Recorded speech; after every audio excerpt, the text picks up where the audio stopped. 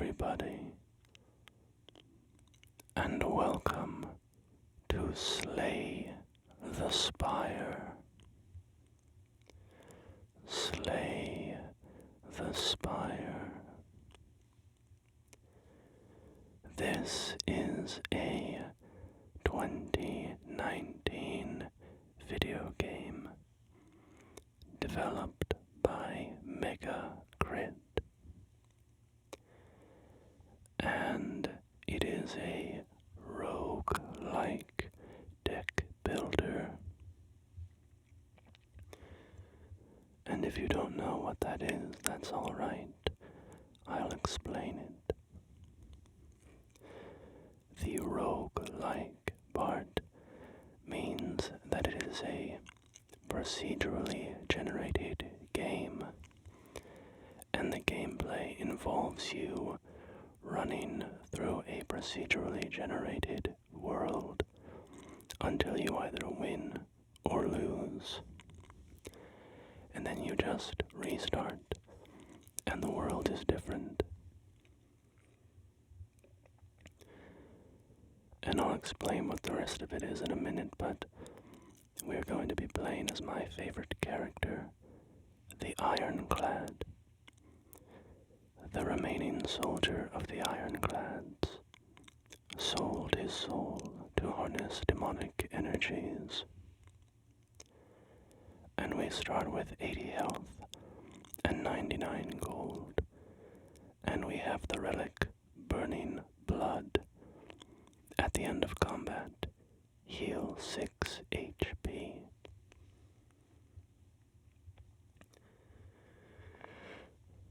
So the other part of the game that I described was deck builder.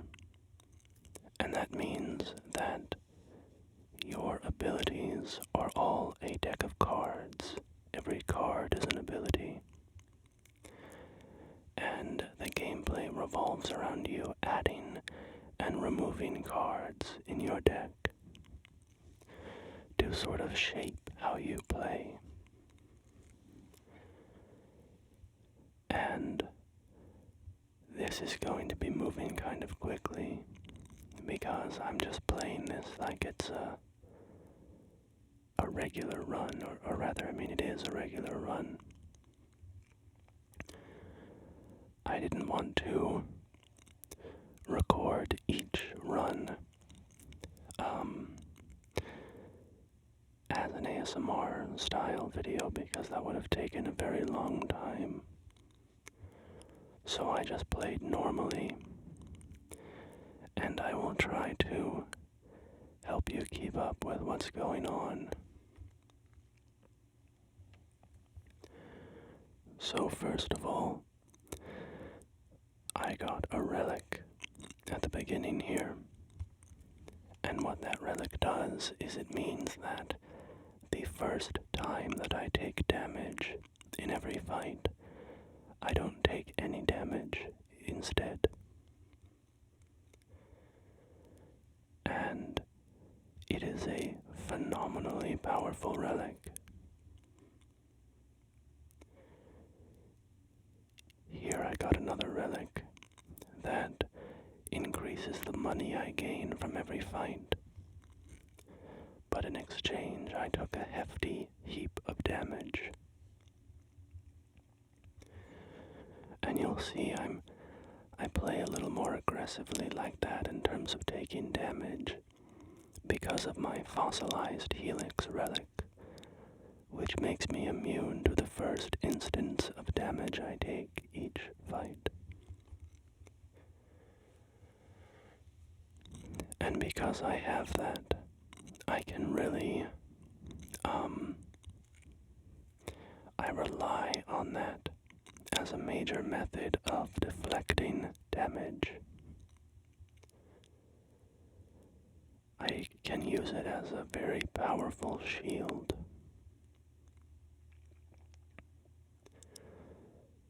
So, I'm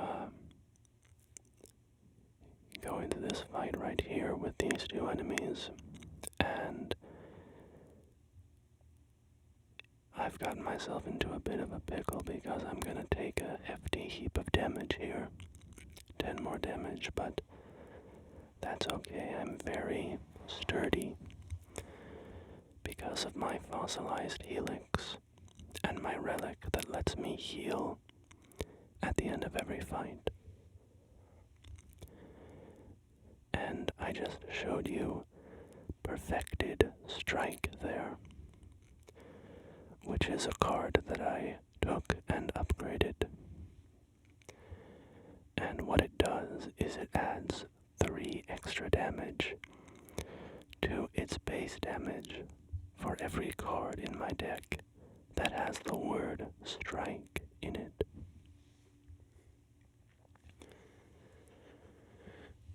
And so because I have Perfected Strike in my deck now, you're going to see that I will be adding as many cards as I can that have the word strike in the name.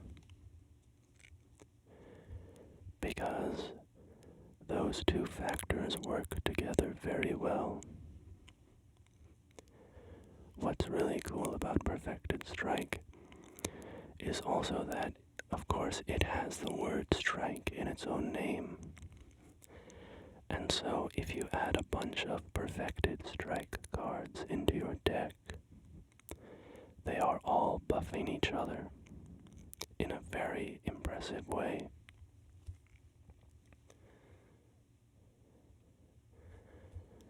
So I got a couple more relics. The first one I got is called the Pen Nib. And what that means is every 10th attack that I make deals double damage. And that is quite powerful. I also got a horned ivory rhino or something like that. And it means that after every fight, I will receive a potion in my combat rewards. And then the final relic that I got is the gambling chip. And that means that I can start every fight like you see me doing right here by discarding any number of my cards and redrawing.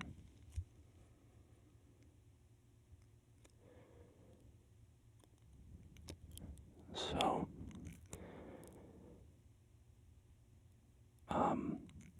you can see that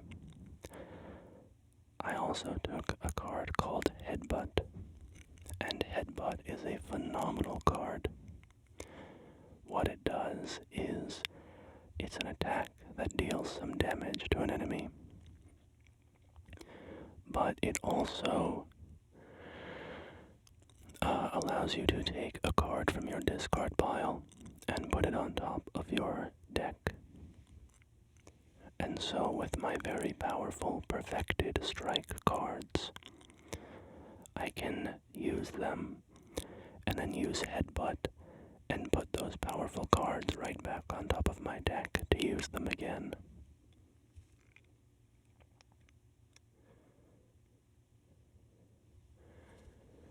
The new relic I got is the Lantern, and it means that at the start of every fight, I gain an additional energy. And you can see that all of my cards have a cost in the top left, a number. And that number is the amount of energy that I have to spend to play that card. And if I don't have the requisite energy, then I cannot spend that card. Here I was a little silly.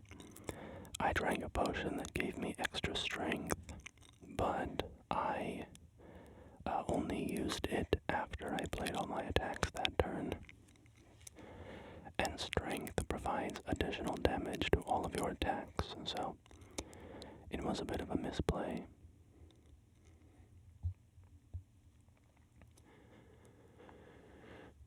So this guy, you can see, is a little tricky because he likes to go into a spiky ball, and whenever you attack him while he's in that ball, you take some damage, so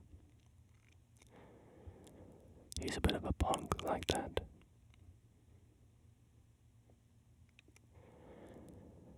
But we got a very good use of pen nib there to double one of our perfected strikes, and we did a ton of damage.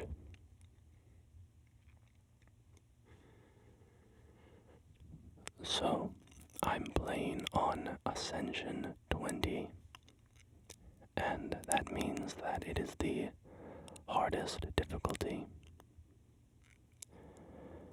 Oh, and I'm going to take a card here. I'm going to take Immolate, because even though my perfected strikes are very strong against individual enemies, I want some area of effect damage to attack multiple enemies at once. And the relic that I took from beating the boss, I didn't really like two of the options, and so I decided to take the black star. And that means that whenever I fight an elite enemy, they normally drop one relic, but because of my black star, they will instead drop two relics. It's not my favorite boss relic in the game, but it's a good fallback option if you don't like your other choices. Ooh, and we just bought a membership card from this shop, and that means that we get a 50% discount on all of our future purchases. So it's a very, very good use of money if you run into that relic. And I'm also going to buy this tiny chest, which means that we are going to encounter more chests in the map. And here, I can lose my golden idol. That gives us more money, and it swaps it out for a relic that heals us whenever we gain gold, and that's a really good relic. And most times that I do that I get that random event, I do make that swap. But this time, we just got the membership card that makes all of our purchases cheaper. And I ended up deciding that that was probably going to be more useful to me to have more money for our membership card to key off of. So I took a hefty chunk of damage instead and raised our max HP a bit. Here we were attacked by a band of thieves, and we could give up all our money or fight them. And I chose to fight them, and we won, so I got the Red Mask Relic, and that applies 1 week to every enemy at the start of a fight. And weak means that they do 25% less damage with their attacks. So it's a nice little defensive buff. It doesn't always come into play because many enemies do not attack on their first turn, but it's always nice to have. And I'm going to upgrade our perfected strike. By this point in the run, my strategy has kind of come into focus, and I am basically doing a strike-based run. I'm going to take as many cards as I can that have the word strike in them, and then I'm going to design the rest of my deck to try to pull my perfected strikes into my hand whenever possible.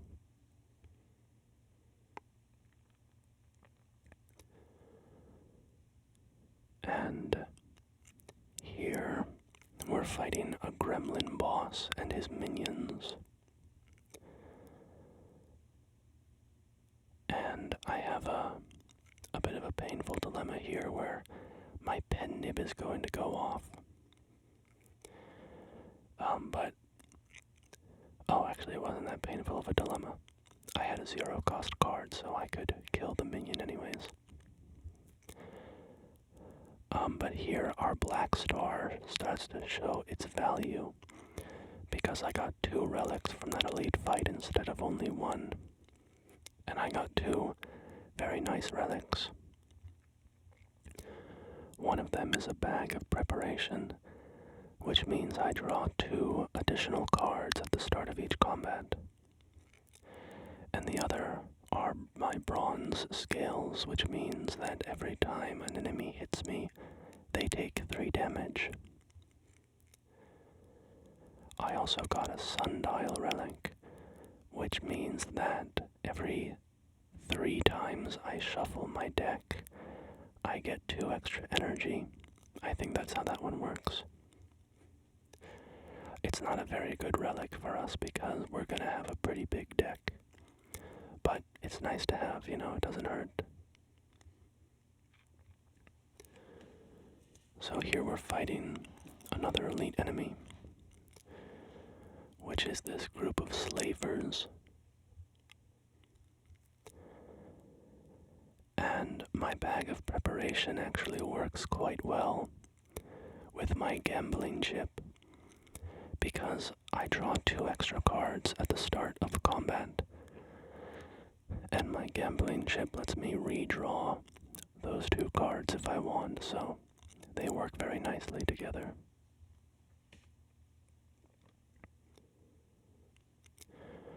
So I lost my fossilized helix barrier, but it's not a big deal because this fight is going quite well. So I'll take a little more damage, but overall we're doing pretty well. And the 2 relics we got a pocket watch, which is if you play 3 or fewer cards, you, I think, draw extra cards your next turn. And we also got a whetstone, which upgrades to random attacks.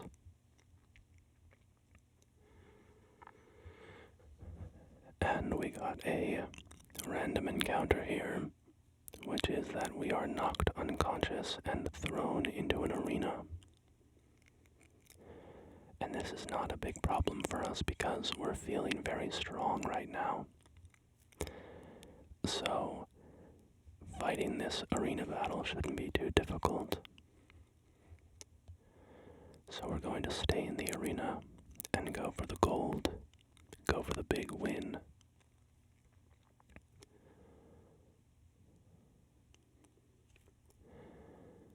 And I swap out some cards,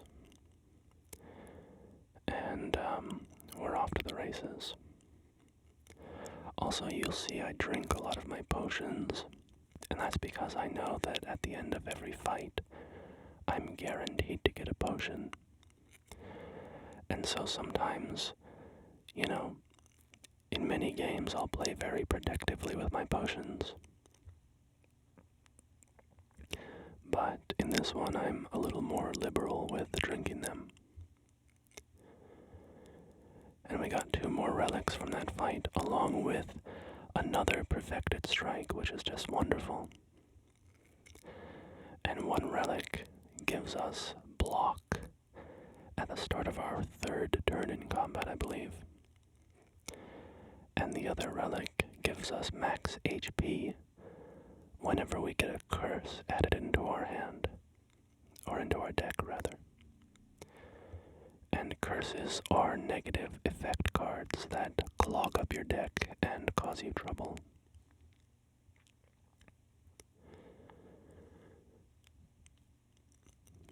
So, I'm feeling very good at this point in the game. I have a very good deck going. I have a great assortment of relics. getting the fossilized helix at the start of the game was just really incredibly valuable for me, and that usefulness can't be overstated. I mean, so even in this fight right here, this would be a really tough move. If I didn't have that fossilized helix, because I would have taken 15 more damage from that first enemy. But because of my fossilized helix, I knew I could just let that deal with the damage. It's, in my opinion, one of the best relics in the game. Just provides so much value. And I'm going to upgrade my perfected strike.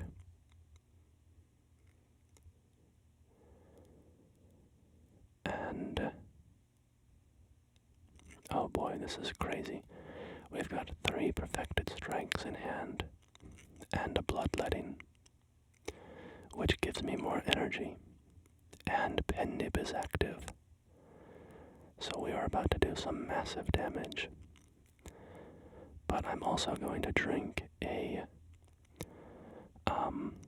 duplication potion, so we end up with a ton of energy. And then I just lay into the boss and deal a ton of damage to him. And I end up deciding to drink my liquid memories potion and deal even more damage to him. And we are going to defeat him on turn 3, which is a very fast victory for that boss. Usually it takes a fair bit longer to whittle through his health bar.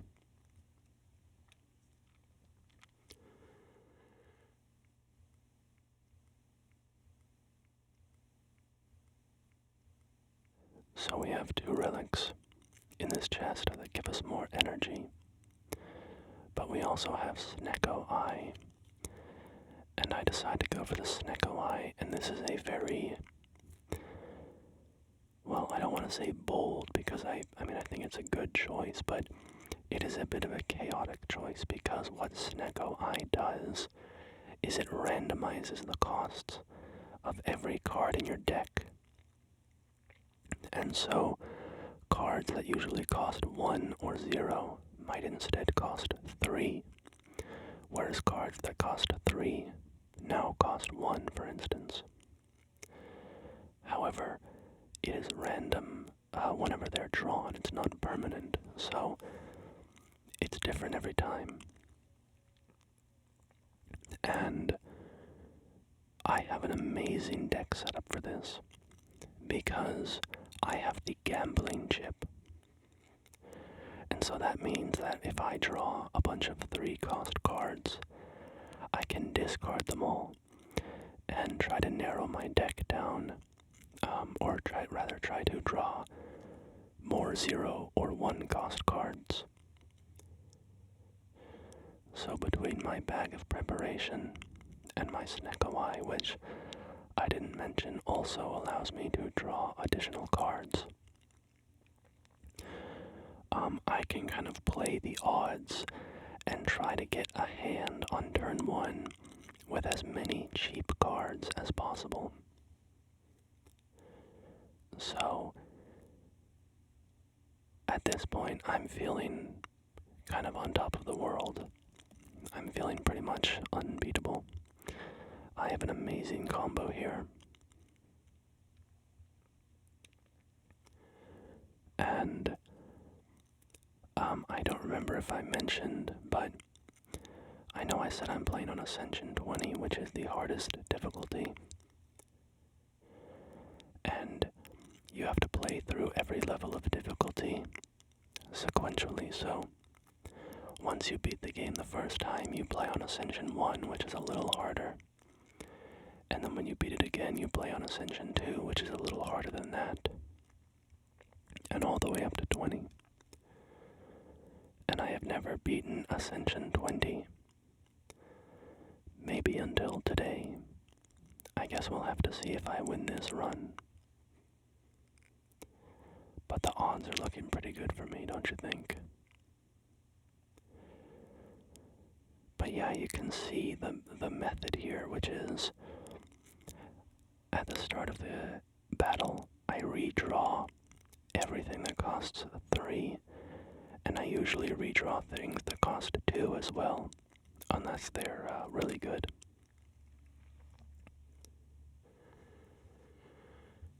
And what this does is it allows me to have amazing first turns. This is also, Sneako is also good for me because I have a lot of expensive cards in my deck. Or rather, my best cards, which are my perfected strikes, are fairly expensive. They are 2. They cost 2. And almost every card in the game only goes up to a cost of 3 maximum, so... and the Sneako only can only make things cost 0, 1, 2, or 3. So with my perfected strikes, if you do the math on that, there is a 25% chance that they become more expensive. There's a 25% chance that they remain as expensive as they would normally be. And then there's a 50% chance that they become cheaper than they would normally be, either by 1 or 2 energy costs cheaper. Also, I have a lot of new relics that I'll explain. So I have a toy ornithopter, which means whenever I drink a potion, I regain 5 health. And that synchronizes nicely with the fact that I get a potion after every fight. I got Warpaint, which upgraded 2 random skills in my deck. And I got what's that called? The Vajra, I think. It just gives me a permanent +1 bonus to my strength, which isn't very significant in this build, to be honest. That's kind of irrelevant. But, you know, it's always nice to have, I suppose. And then I got an Orichalcum Ingot, and that means that if I end my turn with 0 block, I gain 6 block. So, I'm kind of rolling in the relics right now. Thanks mainly to my Black Star, which is obviously doubling the relics I get from every elite fight. And I just got a couple of great relics. I got the Ice Cream, which means that I conserve my energy between turns. And I got the Centennial Puzzle, which means that the first time I take damage in a battle, I draw 3 cards. I also just bought the Pear, which increases my maximum HP by, I think, 8 or 10, something like that. I think 10. And then I also got a boot from a chest, and the boot means that whenever I take 5 or less unblocked damage, the damage is reduced to 1 instead. Or it might be the one where whenever I deal 5 or less damage, it's increased to 5. I forget which one it is, but it's one of those two. I think it's the blocking one.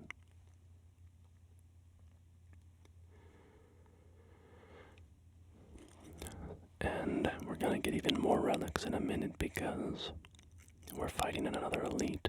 At this point in the game, I was feeling so confident that I charted my course on the map for as many elite fights as I could, so that we could get as many relics as possible.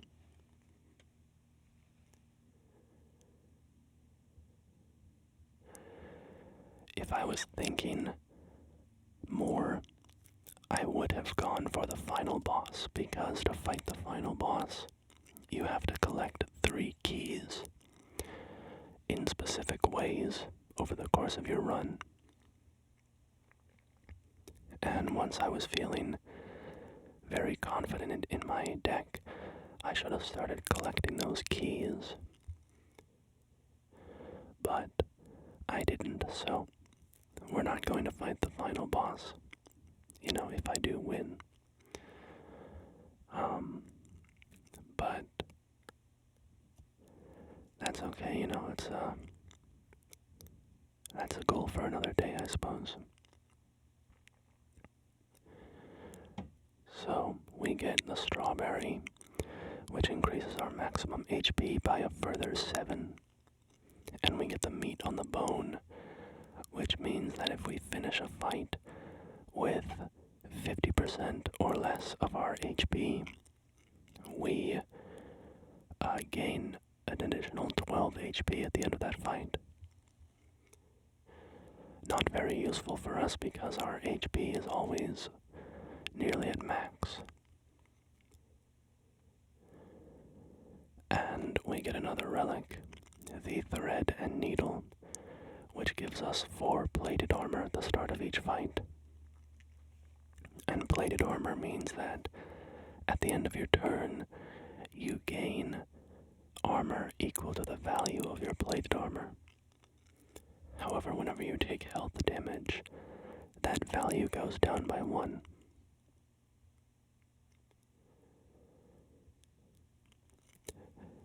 And also I beat that final boss, or that boss from Act 1 in the first turn, which is kind of fun, before he even got to take a turn. So, this guy, this elite fight, this guy actually beats me, I would say, more than the final bosses do. I find this boss can be very, very difficult, because every other turn he goes intangible, which means you can only deal 1 damage to him. So, if you get bad hands, if all of your damage comes on those intangible hands, he can be really tough to beat.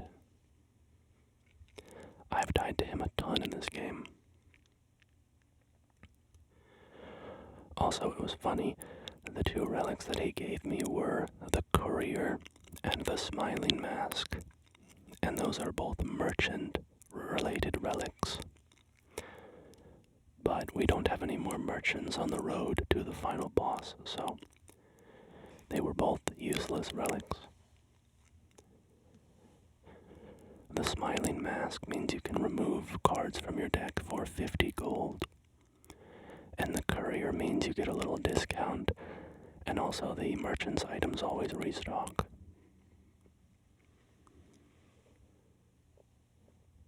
So here we are. 1 more campfire to upgrade our items. Our cards, rather. And now here's the final boss of level 3. And I'm just going to play it the way that I normally do. Discard all of the high cost cards, redraw my hand, and we're going to, you see this, there are 2 minions here on the battlefield, and there's also this large bird creature with a lot of health, so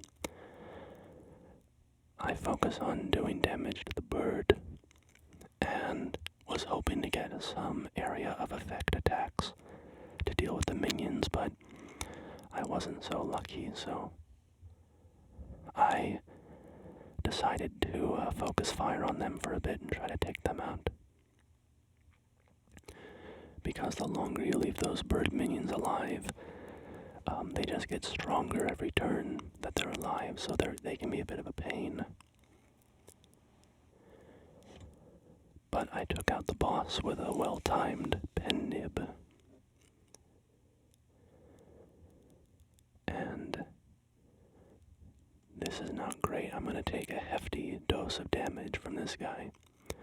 30 HP, but I actually ended up getting a lot of block from my orichalcum and my plated armor, so it wasn't that bad.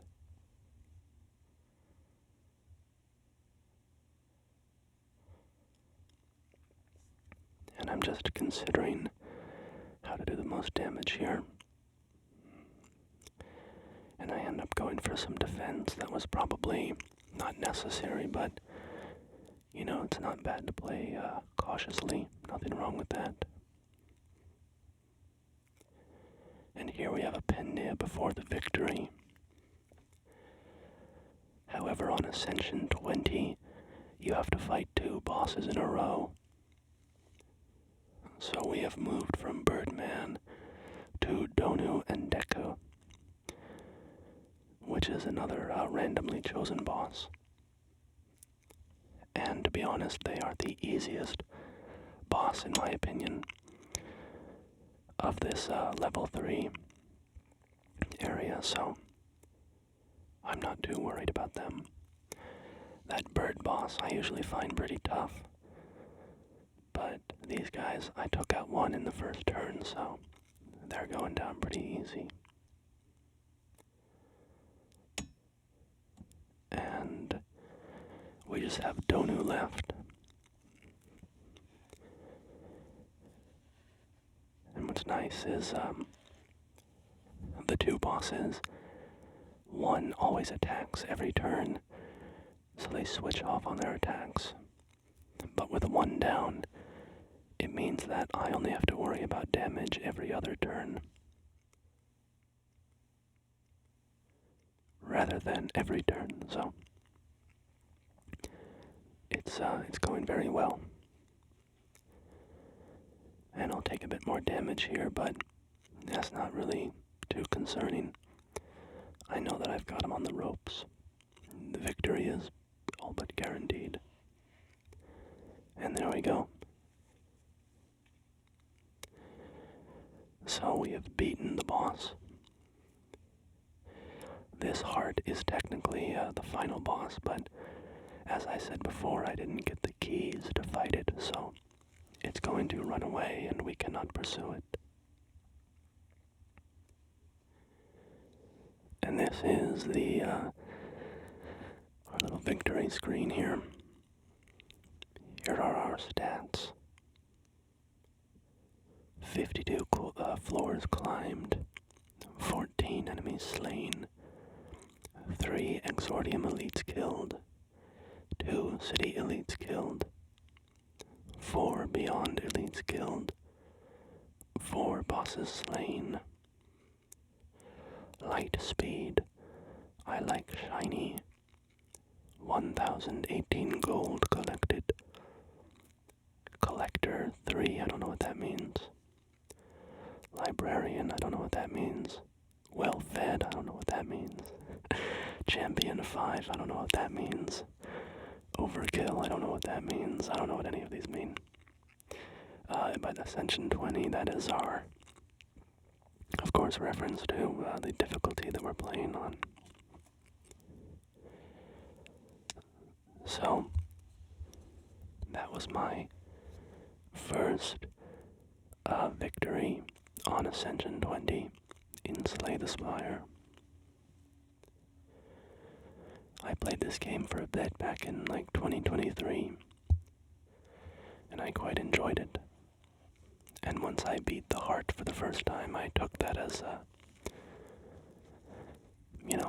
was satisfied and stopped playing the game.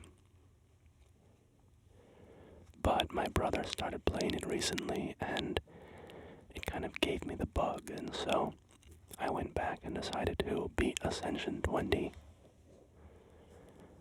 And I thought it would be fun to record my runs and show it to you guys and talk you through the run. So the sequel to this game, by the way, Slay the Spire 2, is supposed to be coming out this year, later this year. So that'll be fun.